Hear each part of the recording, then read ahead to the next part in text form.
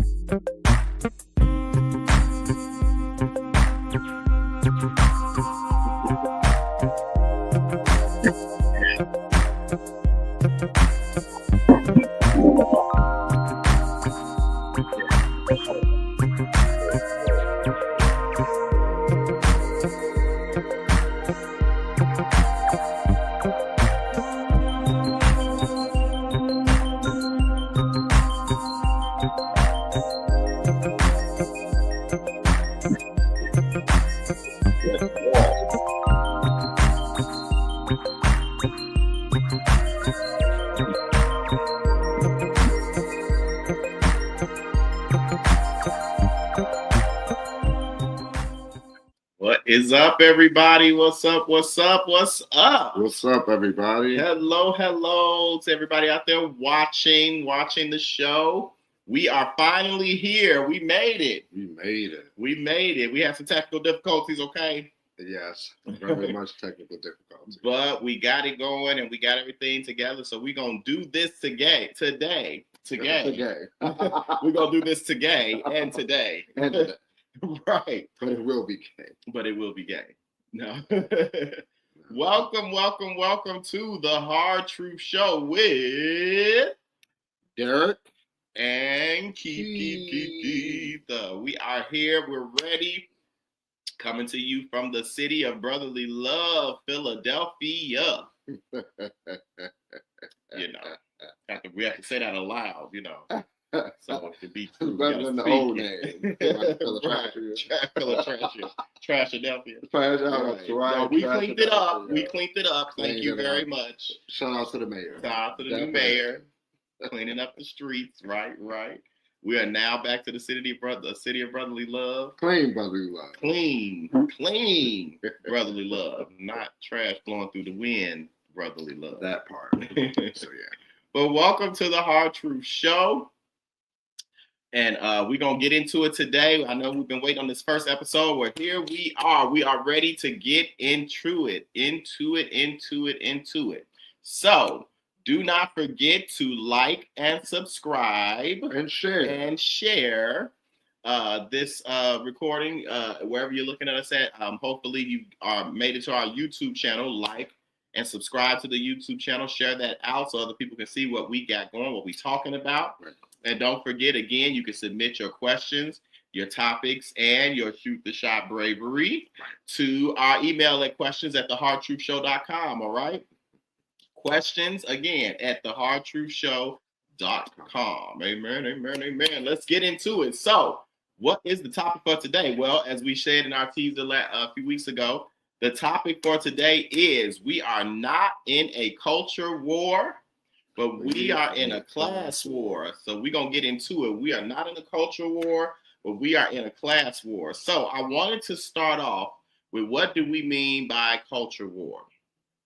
So culture war is conflict between social groups over fundamental values, beliefs, and practices. So we're talking about when it comes to the culture, we're talking about all the things that you see people talk about and disagree on when it comes to our social groups, when it comes to morality, the fundamentals, the things that we do, religion, people clash and disagree on religious values and what that means to them and what everybody else should be doing. Beliefs and practices, we clash on all sorts of different things culturally, like, things that make us up, right? Right. Our gender, our sexual orientation, right. Our national origin, all these things that are technically part of the protected things that a lot of jobs in the United States aren't really supposed to be able to discriminate against us on. These are the things that we tend to see as far as like culture wars. And just really, that's kind of what's happening. And so, we look at that kind of stuff and we see, well, what is it that really is actually going on? Exactly, because there's a whole lot of arguing, about, LGBTQ rights, about the DEI and practices and things of that nature in our schools, workplace, and things of that nature. There's all this talk. There was recently before Trump got in office, there was the whole push about abortion and revisiting abortion and Roe v. Wade, and of course when he got into office, that all happened, and there was a big all these rallies and things like that against against what took place with the Supreme Court.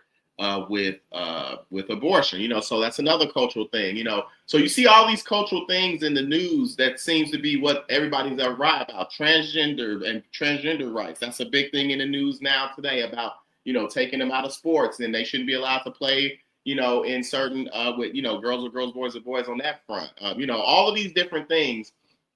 The Epstein files. All this there's all sorts of stuff going on in the news that we hear about on a day-to-day basis.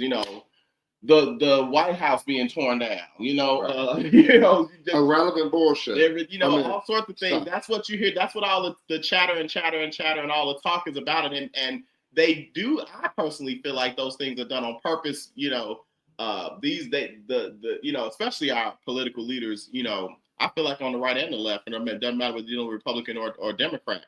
They know that they can tap into our attention, number one, and number two, our emotions by creating conversation and creating and really pinning us in narratives and really pinning us against each other when it comes to cultural things. They know that we're very emotional and very passionate about certain things, like specifically religious beliefs and things of that nature. So what they do is they pin us against each other on cultural things. And that's interesting because, like if we understood that culture wars are a smokescreen that's used for economic control, that's what it's really about, economic control. And that if we understood that we don't naturally fight against each other, but through the use of culture wars, we're taught to fight against each other. Yes, and not only just to fight against each other when it comes to it, but what's happening I feel like in America today is that it's beyond just disagreement on those cultures. It's fear. Right. It's the fear that, what's going to happen if all these transgenders keep getting rights? What's going to happen if we keep allowing abortions? And it's so they pin us against each other by having us not just be indifferent to embracing somebody else's beliefs and culture, but being fearful of somebody else's beliefs and culture, that somebody else's belief and culture is somehow going to change our children or change my the kids. If my kids see this or my kids see that, they're going to be infected or indoctrinated by those beliefs, or by that culture. But realistically, is that really the fight that we are really going through in the United States? Is it really about left versus right, or is it about the top versus the bottom? Well, exactly. No pun intended. Well, exactly. No pun intended. Exactly. But yeah. Well, that's what I feel like is taking place, is that the culture war is just a distraction.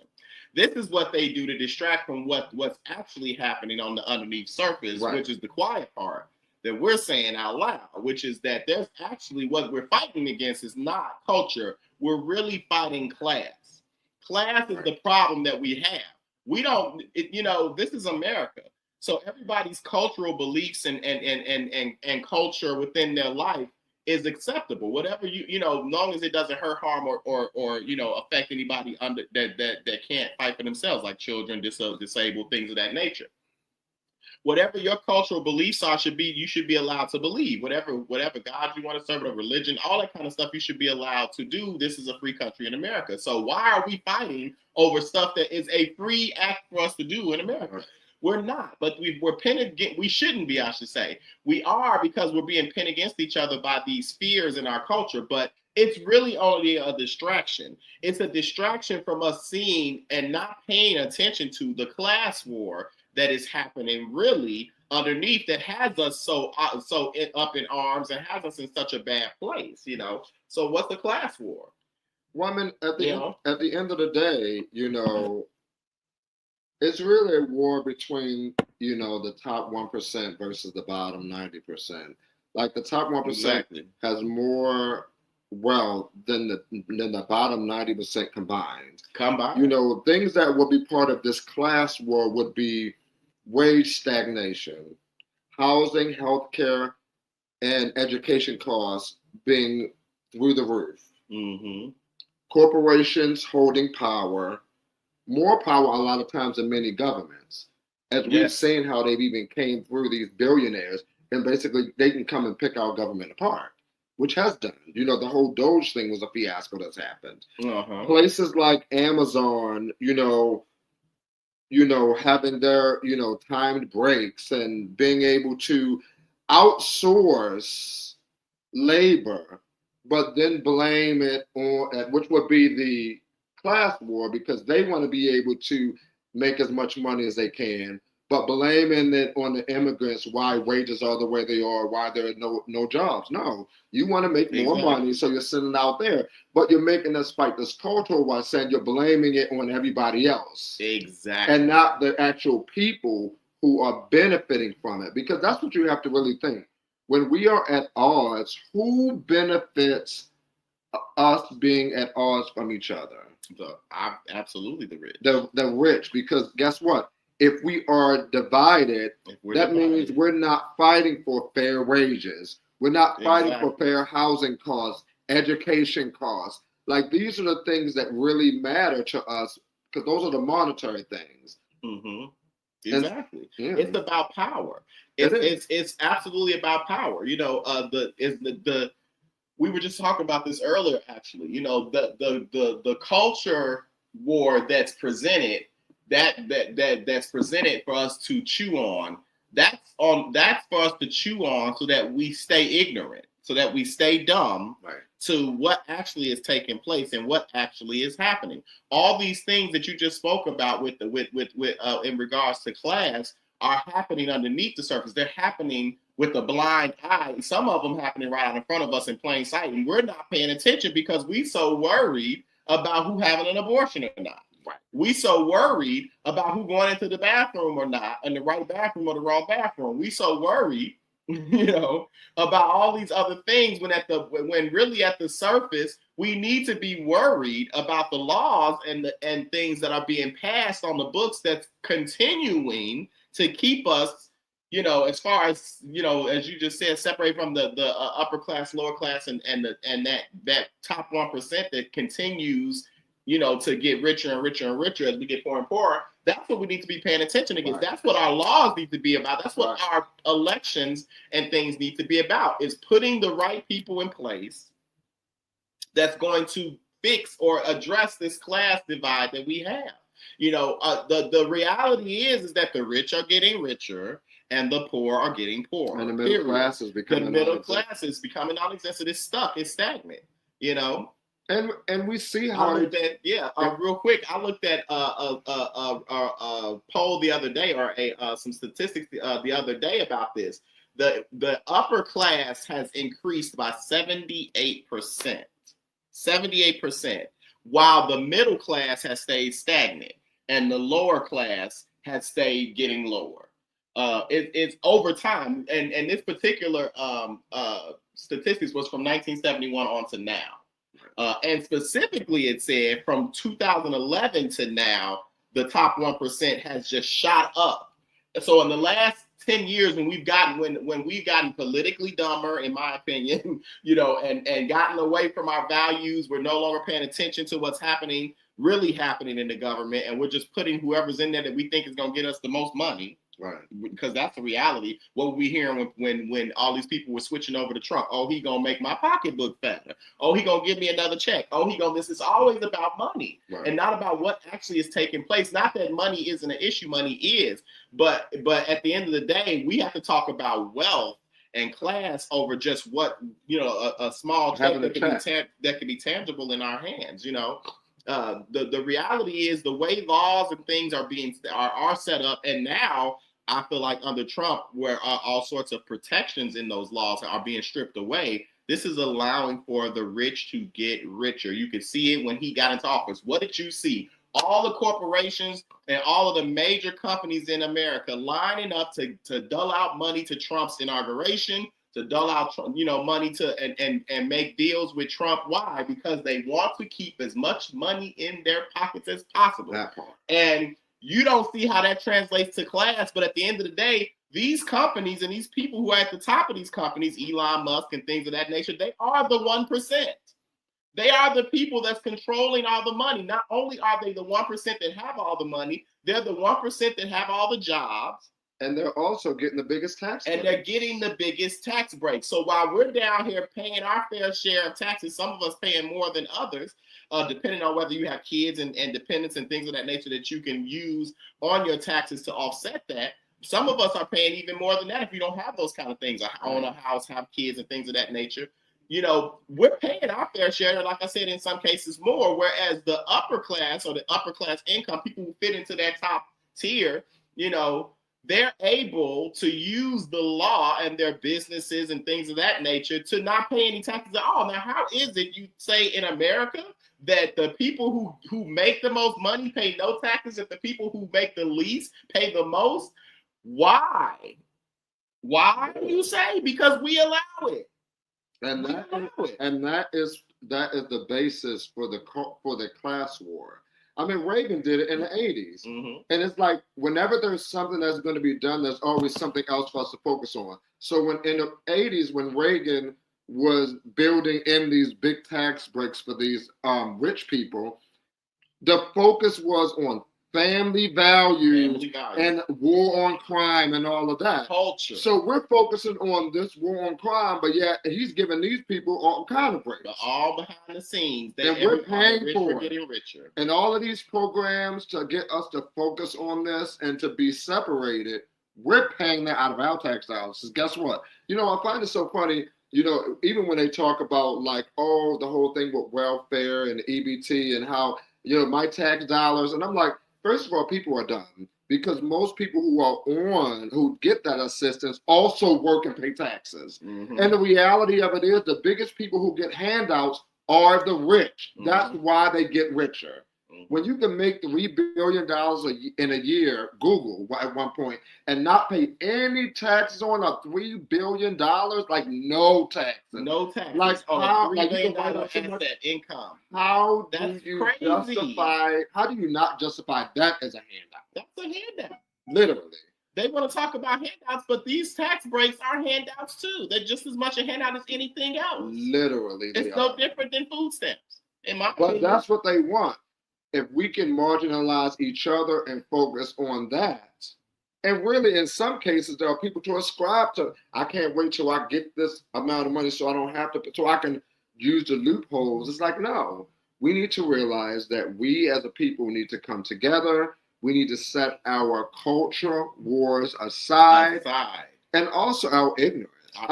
Even doing like, integration, when one of the examples was pools were being, like white people were literally having pools filled and cemented, and they would rather not have access to more pools if it meant sharing them. Mm-hmm. And it's like, what type of mentality is that? Who benefits from that? Exactly. Nobody benefits from that. Nobody. It's the same way with so many different things. So, there's a reason we don't have universal health care. It's because we are afraid of who is going to benefit from that we think is undeserving because of cultural differences. Right. But the reality underneath is the top 1% don't want universal health care because they won't benefit. Why? Because the healthcare system will be gone. The money that's made in the healthcare system with insurance and things of that nature will go. Really? And they don't want that. It's billions and billions of dollars of companies, and there are many, many, many families who have built their wealth off of the broken healthcare system that we have. Literally. So they don't want that shit to go away. They want to keep us sick. They want to keep us on healthcare that costs us extreme amounts of money so that they can continue to pocket the billions and billions of dollars that they have. This is not a culture thing. This is all about class. This is all about war. This is all about class. Literally. They make it in their narrative and in the things they say about culture, like we said earlier, so that it can continue to keep us divided. Number one. Number two, dumb. dumb. Why? Because all of this, whether we want to admit it or not, we want to walk around here and say, oh, ain't nothing we can do and this is that and the other. No, yes, there is. The power is in the people. But the people are too dumb to understand that the power is in the people. That if we would just get on one accord, and that's what the beauty of the United States is. You don't have to get on one accord. Just get on one accord with the United States. You don't have to get on the whole. All of us as a country don't have to collectively be on the same point. But all of us in our communities can be. Literally. We can be on the one accord in our community. So in our states, in our congressional districts, in our Senate districts, we need to figure out what it is that we want to see out of our lawmakers, and we need to get on one accord and vote for the lawmakers that we need in that's going to do and address these issues in the way that they're supposed to be. But we have not held lawmakers to account. We only do this is what we do best when elections come around. We listen to what people say and we just go with whoever we think, everybody's talking about is the best. We never research what they actually are going to do. We never research what their actual intentions are and what their track records are, especially the ones that we already put in office. We don't come back and reevaluate. We just leave them in office and let them sit there for decades upon decades, whether they're doing a good job or not. And let's look at healthcare specifically, because I know there's a lot of people out here who think, well, I'm not on welfare. I can afford my healthcare services. Let me show you the connection between how everything affects all of us, specifically with healthcare. Now, if healthcare is unattainable or unaffordable for certain people, and they have to go in, and because you do have a right to receive services, it would be against the law to go into an ER where you need help and they turn you away. That's just a reality of the world we live in, and that would be barbaric. But let's just say they can't afford for that. They can't afford that. Or we can say, even with a lot of cuts, the hospitals aren't able to stay afloat.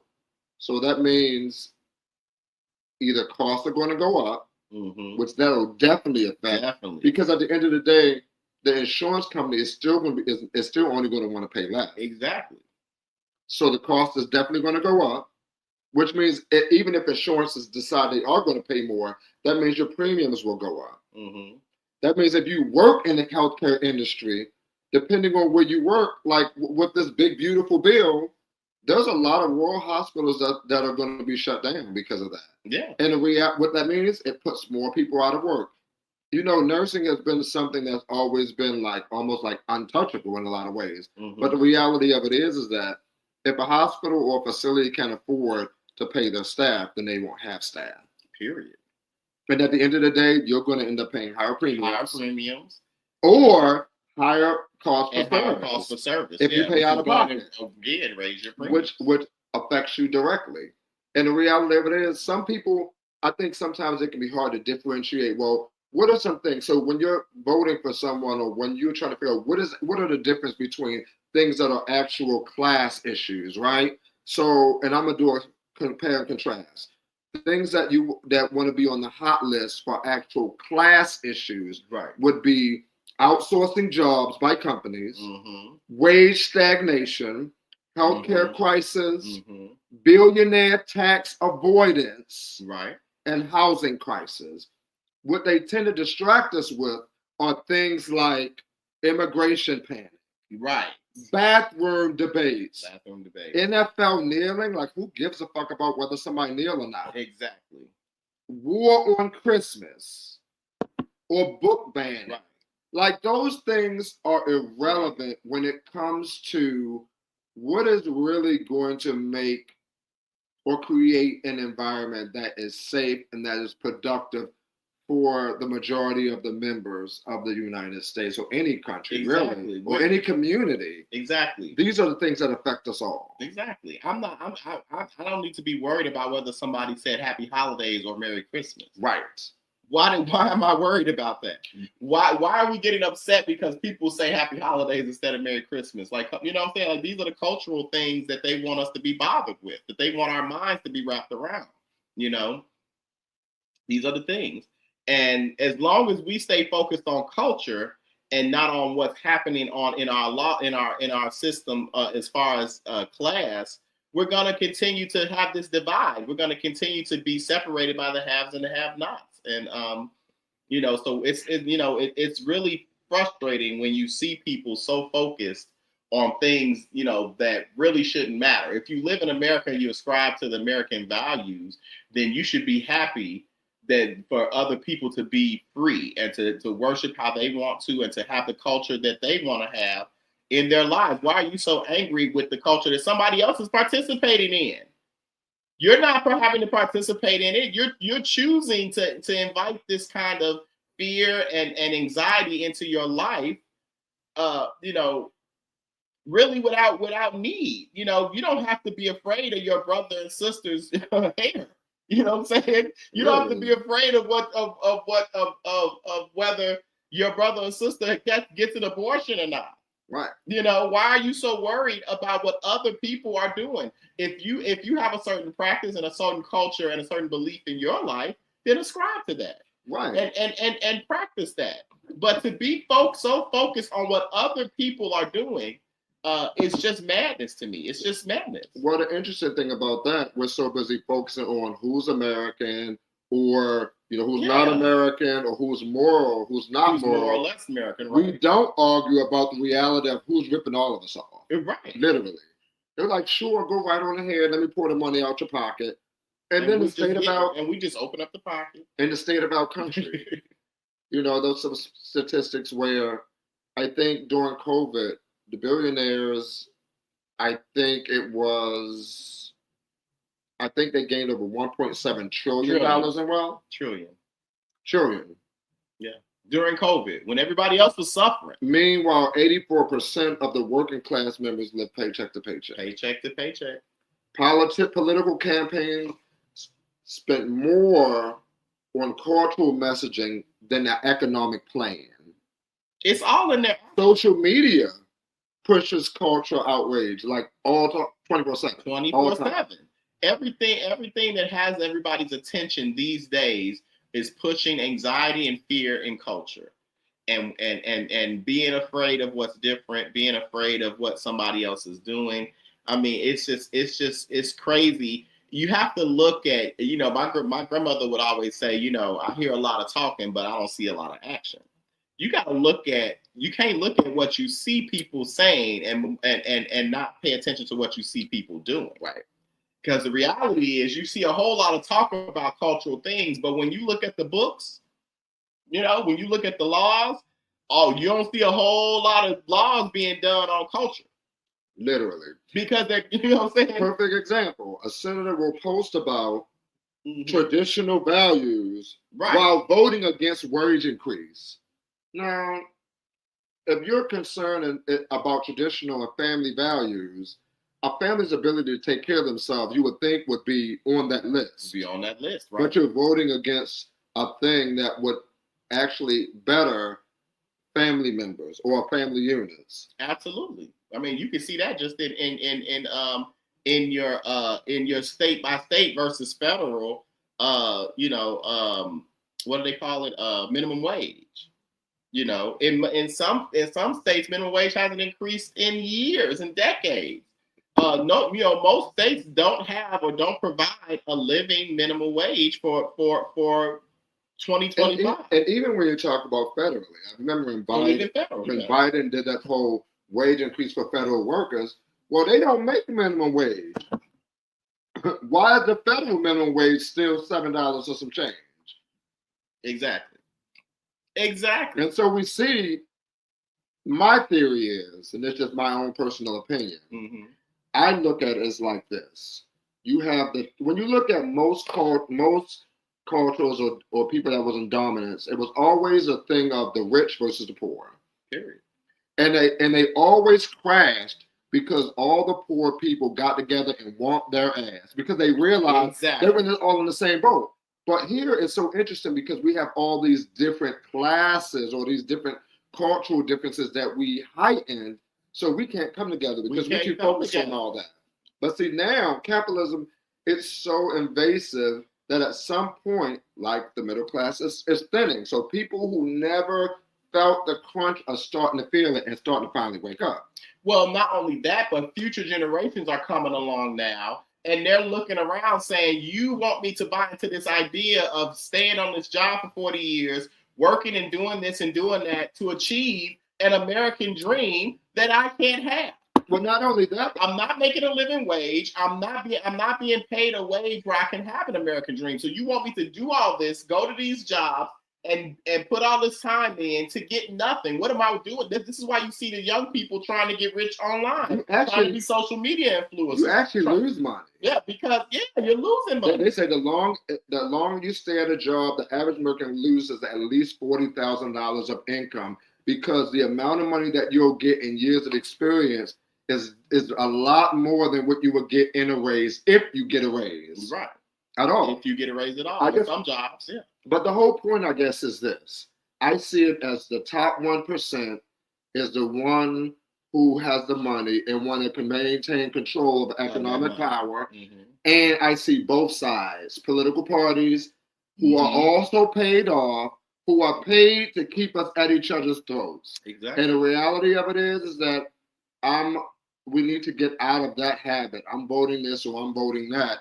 We need to not allow these smoke screens, these cultural things to sideline us, because even the people that we love, what are they doing specifically that's going to improve your economic ability? Exactly. What are they doing?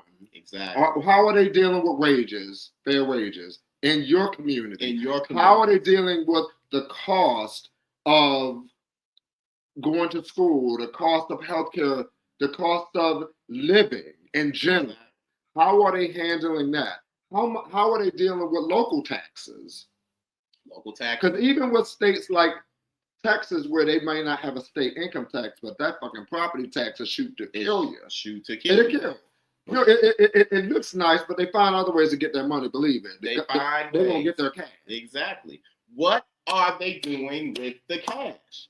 You need to get into your communities. You need to get into your city books. This is stuff that you can most likely can look up right on their city websites and see what monies they budgeted for this, what monies they budgeted for that. And you need to start voting for the people that are going to address those issues. And really think about local voting. Local voting is so important for the president and all this other stuff. But if you really want to see change in your community, it's the local votes. It's the local votes. It's the one that just happened in November where there was no president on the ballot. It was the commissioners, the trustees, the school board people. These are all people that control the things. Like when we talk about the district attorneys, all of that. That control all the small things. Right, district attorneys. When it comes to prosecutions, police chiefs, things of that nature. These are all the smaller elections that happen on the off years of presidential elections that nobody attends. Do you think it's a coincidence that these elections do not happen during the presidential elections? They don't happen on purpose during that time because they don't want you to vote for the positions that matter. They want you to focus on the big shiny object over here. Look at the president, vote for the president, when the president ain't controlling nothing at your local level. Right. He's controlling nothing. You can have whoever you want to in office, but at the end of the day, all of the funding and the local things going, do we get funding from the federal government? Yes, so yes, he plays a role in that. But even that is controlled locally. Why? Because Congress has the power of the purse. It's Congress who makes the budgets and the things that are allotted to us from federal government. And those people in Congress are put in office by who? Us, right? So the power is all in us. We just won't use it. Yeah. We have to speak up. We have to do our research. We have to quit saying that our vote doesn't matter, when the reality is our vote doesn't matter was started by some politician probably in order to keep us all from voting. Right. Because the truth is our vote is everything. Every person vote matters. People will say, well, I'm a Democrat and I live in a Republican county. Well, guess what? Your vote still matters. Because if you get out there and start voting more, start getting the people around you to vote, you'll find like-minded individuals just like you. And you can boost that Democratic vote in that area. Everybody's vote is important. And people and that's where you have to understand, whether you're a Democrat or Republican or whatever you call yourself, hopefully, most people are not ignorant of when they hear something that they will benefit from. Exactly. Because at the end of the day, if you are poor, it doesn't matter who you vote for. You, I'm sure, are interested in anything that's going to help to increase your economic status. Period. People, I just refuse to. and if you aren't that believe way, it. then I don't know. It doesn't. That doesn't make any logical sense. Your Because mother most should have people are that swallowed way. or something, or Right. spit, or spit, because that you doesn't make any sense. Anybody Not who's going to none. want to increase their own economic plight. So I think that in the end, people are willing to hear things that are going to increase that. The problem is that we have to find ways now, because it's so divisive in our community right now, and in our communities and in our political form, on our media platforms and all that. We have to start holding these people accountable for what they say, for what they do, for the laws that they make, for all of these things, because right now we just put people in position and we just let them have reign. We don't ever come back and say, okay, did you do what we asked you to do? Hold them accountable. You gotta hold them accountable. You gotta start paying attention to once somebody gets in office in your systems, in your communities, whether it's school board, whatever, all the way up to mayor and congressmen and senators. You have to start holding them accountable. You do that by community organization. People want to laugh at community organizers. They used to laugh at Obama when he was running that he was a community organizer. But he's a community organizer because that's how you get shit done.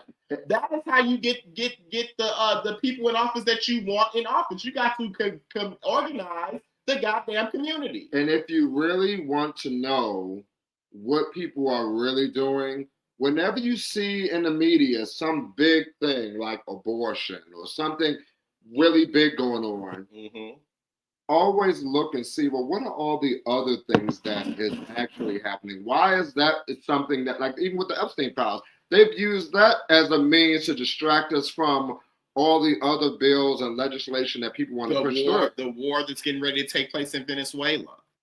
That whole time that we've been talking about the Epstein files, Trump has been quietly moving all of our naval ships into the Caribbean Sea, and now he's talking about some type of attack. So all that whole time that everybody was focused on the Epstein files and whether they were going to get released or not, that's what was happening in the background. And that's why he didn't quietly making these partnerships with other countries to give them money when we don't even have, when we're all struggling to pay what we're paying over here. We in all this debt, but we giving money to other countries. Like, come on now, and not to the make people, it make sense, and not to the people that actually invest back in their own company. Exactly, and he seems to be destroying those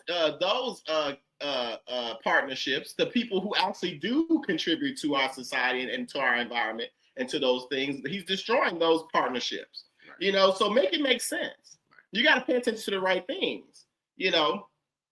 I know that it may bother you that about certain cultural things, relates to abortions, transgender, and things of that nature. But at the end of the day, get out of other folks' bedrooms, get out of other folks' lives. Long as your life is what you want it to be, that's all that should matter to you. And what should matter more to you is whether you're able to have the life that you want to have. If you're able to financially provide for the things that you want to do in life, for your children, for your spouse and all those things, that should be what's most important. And if that's not important to you, then what, you can't make somebody else's culture and what somebody else is doing in their bedroom or in their lives or in their churches, you're more important to you than your own economic plight. Which is really going to have a larger impact on your children in their future, as opposed to what somebody else is doing in their bedroom. Because here's the deal. If you're that interested, invested, if you have children, in them having the best possible footing when they'll get on their own, then you should be fighting for lower healthcare costs. You should be fighting for fair wages because your child will be in that industry. You should be fighting for more reasonably cost, if not free education. Because that's what's going to affect your children. That's what's going to give them the footing and the ability to succeed. Exactly. Especially if you haven't gone to college or done anything that's helpful. Exactly. You should want better for your kids and a better world, a better planet. And things of that nature for your kids and the kids of tomorrow. That should be important. That should be what's at stake here. Are we creating a future that our kids and the next generation can take the helm and continue on with? Like, I don't think we are, and especially when it comes to wages and things of that nature. I think that's the reason why you see such a focus on social media with our young people, because they ain't trying to hear that bullshit. They ain't trying to. They looking at us struggling. They looking at us living paycheck to paycheck. They looking at us, having been on these jobs 20, 30, and 40 years and still hollering the same issues with money, still hollering the same issues with our jobs and our wages and things. They ain't trying to be a part. What is inviting to them And about they ain't trying to be gaslit and believing that's the way it's supposed to be. And You work your way up gaslit. when the reality of it is we see that it doesn't work. That is not working your way up. It's a broken system. They don't want to subscribe to that. So people are mad that kids and these days are so obsessed with social media when we're pushing them to it. And if you are fighting, because that's some of y'all motherfuckers that just like to fight, that's fine. But at least include the important shit if you're going to fight. If you're going to fight about something, fight about the important stuff too. Fight for the wages. Fight for the things that have an impact on the social economics of your community. Yes. Because at the end of the day, if we're all eating, we'll all get healthy and we'll all grow together. Exactly. Period. And we all know what it is right now. We know where we stand right now. Right now, the rich are rich and the poor is poor.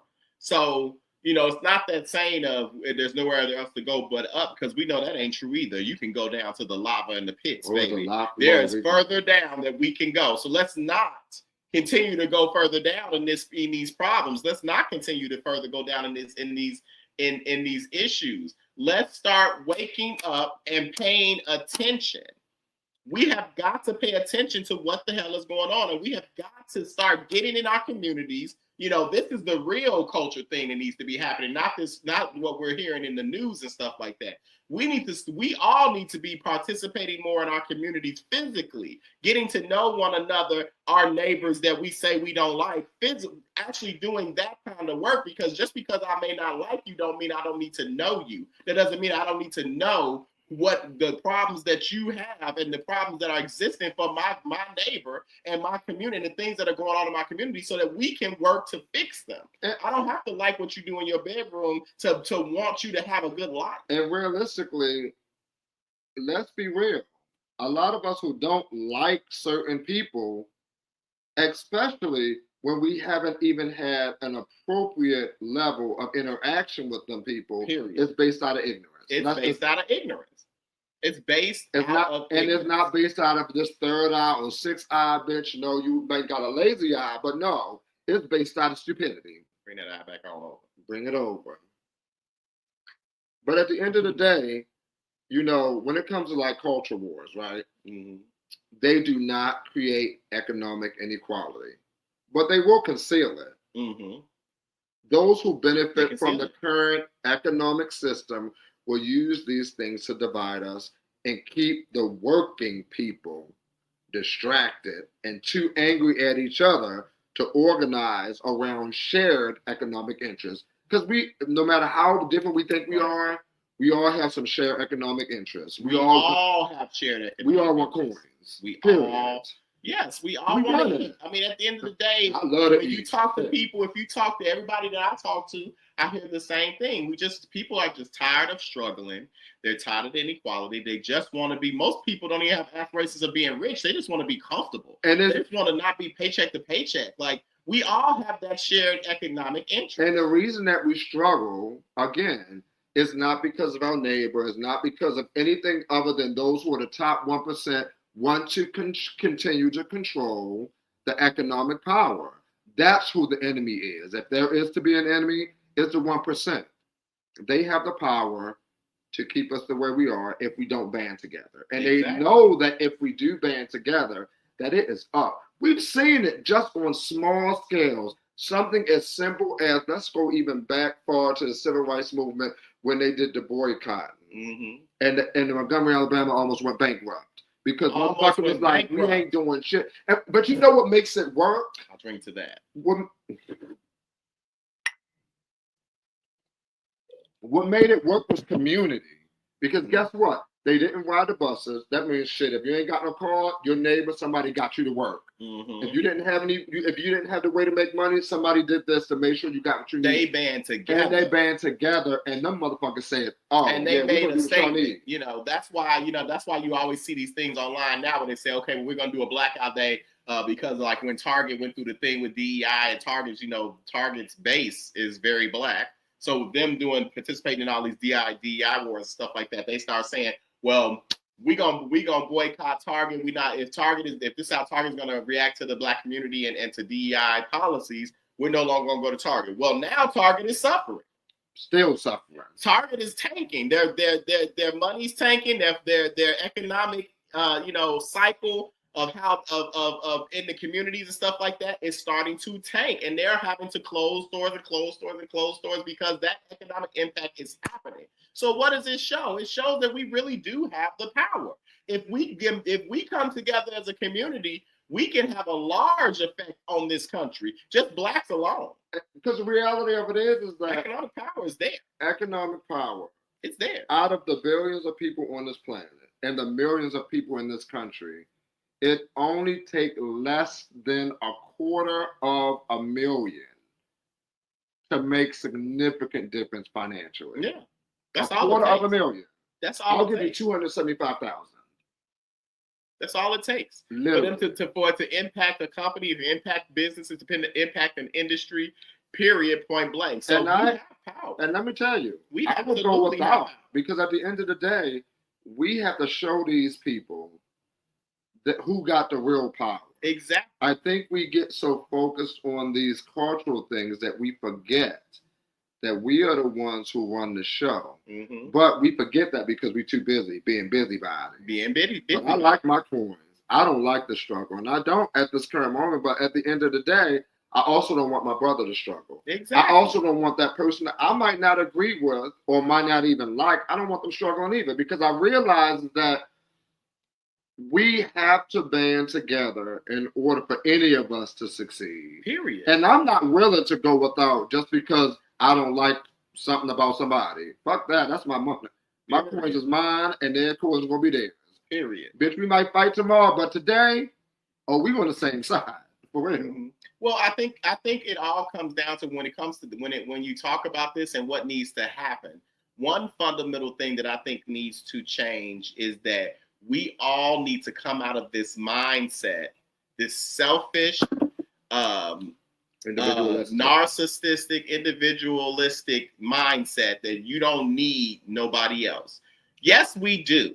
Nobody has gotten to any place of greatness without the help of somebody else. Right. Period, point blank. You may not, I don't need you in my house. I don't need you in my relationship. I don't need you in my finances. But as a community, we need each other because we're all in this damn community. What each of us do in this community matters. So we need each other in many, many ways than we realize. And I think that this culture that we've created nowadays of only focusing on ourselves, only focusing about what we need to do and what, and not having to care or having any kind of worry or care about anybody else is just a false narrative, and it just divides us even further. But that's the whole point.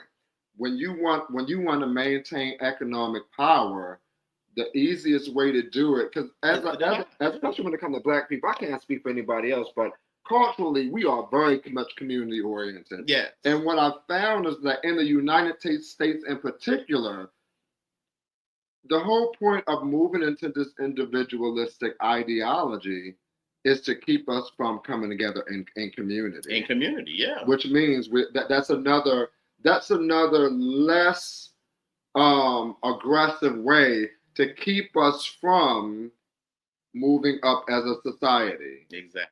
If something happened to someone, I'm minding my business. I ain't gonna say nothing. I'm gonna look away. When you do that, mm-hmm. not only is that person being violated, but now your community is unsafe. Why do you think they have community watch? Exactly. These groups. If the community, safety is how the community is based off the community. Yeah. It's not an individual. It's not an individual. It's in the community. So I don't have to like the individual that's sitting next to me, but I should want them to live in a safe community because guess what? They're in my community. Literally. So why would I not want them to live in a safe community? If I'm in a situation, you got to come out of yourself and come out of this narcissism and come out of these this only me mindset and understand that some things aren't just only you. Right. Something we need each other. We are, unless you're gonna move to a remote island somewhere off over in the water. That's the only place where you ain't gonna need somebody. And even then, you're gonna need somebody. Right. You know, so at I'm the damn end of sure the you day, can't do everything. you can't do everything on your own. Period, point blank. There's nobody you can talk to. Anybody on this earth, Oprah Winfrey, you name it. Go interview them. They will tell you exactly who helped them. I'll never forget earlier. I was watching a video of Steve Harvey. You know, he got his show. Mm-hmm. And he had a episode. It was his birthday, so he has a section in his thing called Hey Steve. And he was, you know, that's when they asked him, they question, and they get his opinion on it or whatever. Well, this white couple stood up and they said, "Hey, Steve, remember us?" And Steve just started instantly crying because he said that. So the guy went on to tell who he was and all that stuff. But to give a little synopsis of it, this guy was the owner of a comedy club in Birmingham, Alabama.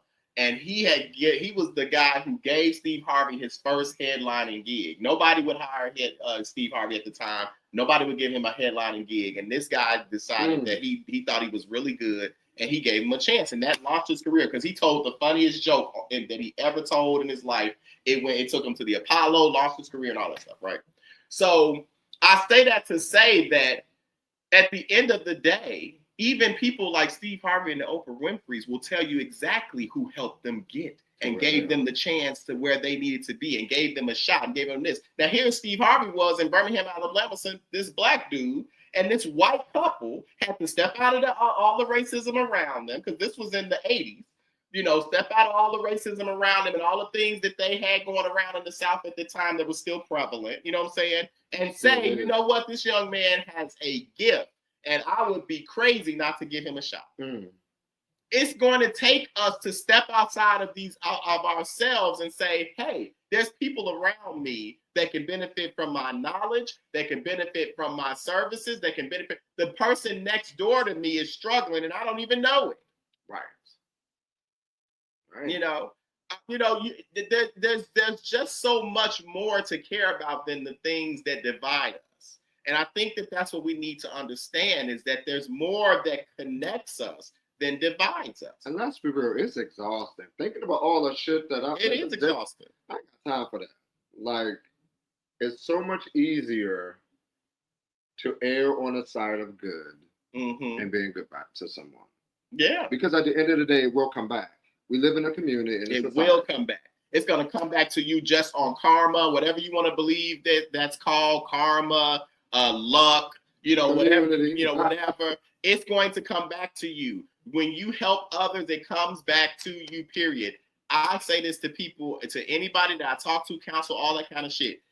Any seed that you sow into the ground, whatever you putting out into the world is a seed that sows into the ground. Now, if that's a good seed, you're going to reap a good harvest. If it's not a good seed, then you won't reap a good harvest. Right. So you have to remember that everything that you do, it comes back to you. Literally everything. Everything you do, it comes back to you. So you have to be willing to put good seed out there. If you want your community to change, you want things to be better around you, get in the community. I mean, not to be trying. You can't ignore. Right. You have to be the change that you want. You got to be the change that you want to see. Nobody has the courage or the strength or or even the desire anymore to deal with their neighbor or to hear their neighbor's plight. They don't care. It's like, if it ain't making me money, then it don't make sense. Well, guess what? In the end, your neighbor doing better, your neighbor and our communities being better does make you more money. It does make more sense for you. It does, especially property value. Especially property value. Especially. So, at the end of the day, you have to be able to step outside of yourself and be able to say, yes, I'm going to care about my neighbor. Yes, I'm going to care about what's going on around me. Yes, I'm going to care if I see my neighbor struggling. What can I do to help them? Maybe I can't give them money. Maybe I can't give them this or that. But maybe I know somebody, or I know of a place where they can get food.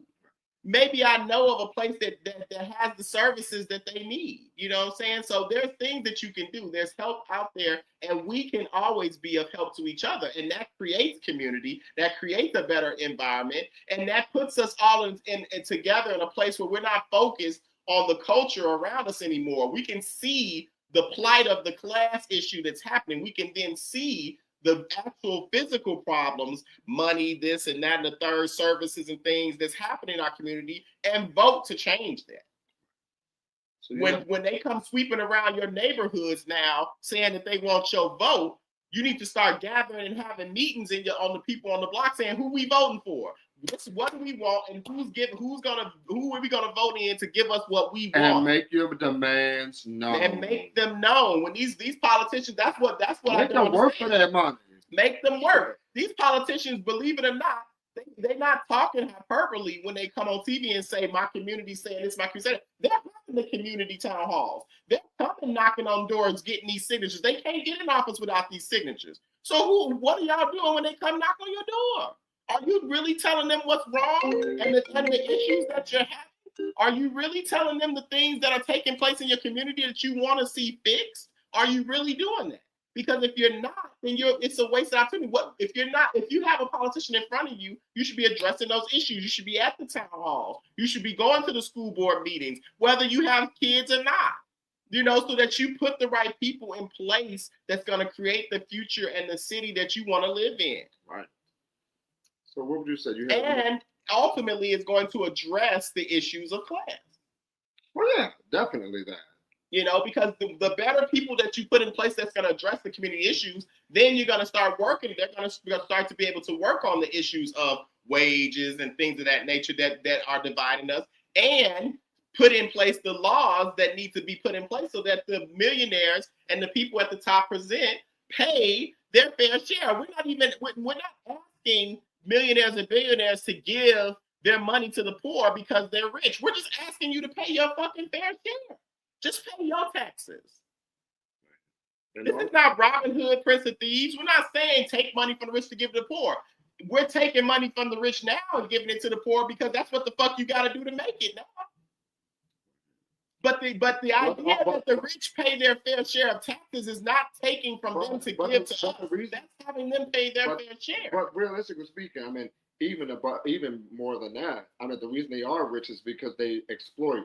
Because they're not paying their fair share. But they're also exploiting as far as not paying fair wages and things like that. So, but that's that too. That's another part. That's another dynamic. Making them pay a living wage. All those things happen at the cellular level or at the legislative level. That happens with our congressmen, which happens with our local elections that do not happen usually on the presidential year. So you got to get into these years when the president is not being voted for and vote on those years as well. You got to start talking to your congressmen and things. If you have issues that you see in your community, call them up and leave them a message and let them know. They need to hear these things because the more they hear, the more they act, because they know they can't get elected without you. But they also know that right now you don't give a damn what they do. So they're not doing anything that's benefiting you. So you got to force them to. So would you say you have any closing remarks? No, to me, that is the closing remark. Stop not caring about your brother and sister. Stop not caring about the plight of other people. Stop saying, I'm just going to focus on me, because we all need each other and we need to live in a community that works for us. We need to live in a community that works for our young people, and that's going to take us all getting in there and paying attention to one another, caring about each other past our cultural differences. We have to care for each other past our cultural differences, because it doesn't matter culturally what you're doing and I'm doing, because that's our personal life. That's our personal choices. Yeah. We have to care about how are we living. We have to care about how do each one of us have the great opportunity that America is supposed to provide to us. Right. And I just think, just in closing, just kind of wrapping everything up, again, this war that we are in America is definitely not a cultural war. It's a war of class, which can be equivalent to economics. Yes, yes. And economics. Until we learn or take a moment to stop fighting each other and begin to fight together, that is when real change will happen. Exactly. The power is in the people. Power to the people. So that's what we have for y'all today. We hope that you enjoy what we talked about. We hope you take in everything we said, think about it. Hopefully it creates a moment for you to have other conversations within your families, within your communities, within the social groups that you participate in. Don't keep this to yourself. You know, have the tough conversations. Talk about the issues. Talk about this in the way that it needs to be talked about, so you can have the change and see the things around you change in the way that you want them to.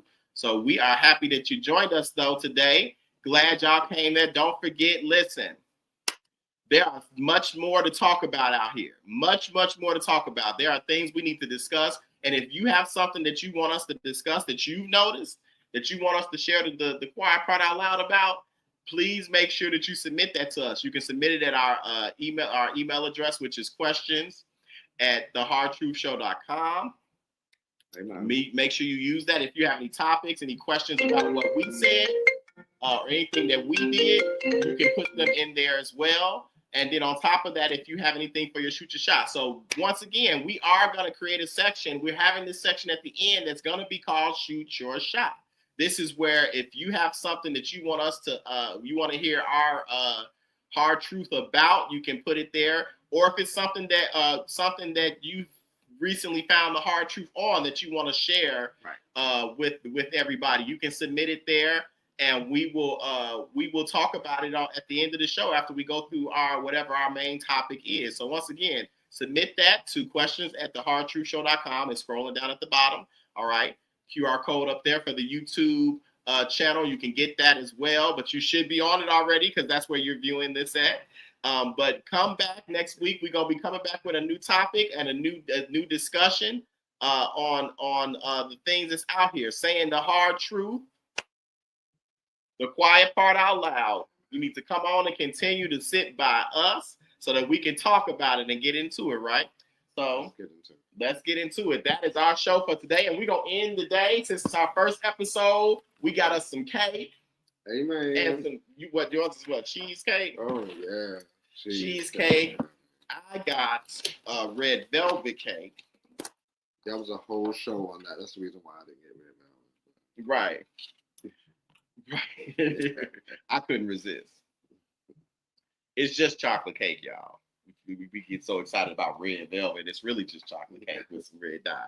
But anyway, it's the whipped cream. It's the whipped buttercream that I love. For me. Yes, it's the buttercream for me. So we're going to have a bite. This